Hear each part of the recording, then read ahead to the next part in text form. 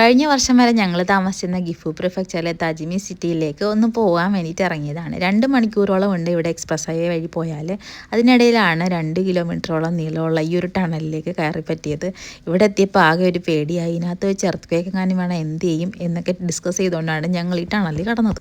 തജിമിയിലെത്തിയപ്പോൾ അവിടുത്തെ സിറ്റി ഓഫീസിൽ നിന്ന് 1-2 പേപ്പേഴ്സൊക്കെ കളക്ട് ചെയ്യാനുണ്ടായിരുന്നു. അത് കഴിഞ്ഞിട്ട് നേരെ പോയത് അമ്മയെക്കുട്ടിയുടെ ഫ്രണ്ട്സിനെ കാണാനാണ്. അമ്മയെ ജനിച്ച് വളർന്ന സ്ഥലമായതുകൊണ്ടും ഇവിടുത്തെ നഴ്സറിയിലും സ്കൂളിലും ഒക്കെ പഠിച്ചതുകൊണ്ടും ഇവിടെയാണ് ഏറ്റവും കൂടുതൽ ഫ്രണ്ട്സൊക്കെ ഉള്ളത്. ഞങ്ങൾ ഇവിടുന്ന് മാറിപ്പോയിട്ട് 8 മാസമായിട്ടേ ഉള്ളൂ. പക്ഷേ വർഷങ്ങളുടെ കഥ പറയാനുള്ളത് പോലെയാണ് അവരുടെ കഥ പറച്ചിൽ.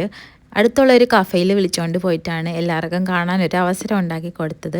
അവർ കഥ പറഞ്ഞു കഴിഞ്ഞപ്പോഴത്തേക്കും രാത്രിയായി. പിന്നെ ഫ്രണ്ട്സിനെയൊക്കെ വീട്ടിൽ കൊണ്ടുപോയിട്ടിട്ട് ഞങ്ങൾ സ്റ്റേ ചെയ്യുന്ന സ്ഥലത്തേക്ക് പോയി. പിറ്റേ ദിവസം മോരിയ എന്ന് പറഞ്ഞ ഒരു മിഠായി കടയിലേക്കാണ് പോയത്. അമ്മയ ഇങ്ങോട്ട് വരുന്നെന്ന് പറഞ്ഞപ്പം ആവശ്യപ്പെട്ട 2 കാര്യങ്ങളാണ്. ഒന്ന് ഫ്രണ്ട്സിനെ കാണണം എന്നുള്ളതും പിന്നെ ഈ കടയിൽ വരണം എന്നുള്ളതും. ഈ കടയിൽ കുട്ടികൾ ചെറിയ ബാസ്ക്കറ്റുമായിട്ട് നടന്ന് ഇതുപോലെ മിഠായികൾ വറക്കും. എല്ലാ കടയിലും കിട്ടുന്ന മിഠായികളൊക്കെ ആണെങ്കിലും എന്തോ ഇവിടെ വെറൈറ്റീസ് കൂടുതലാണ്.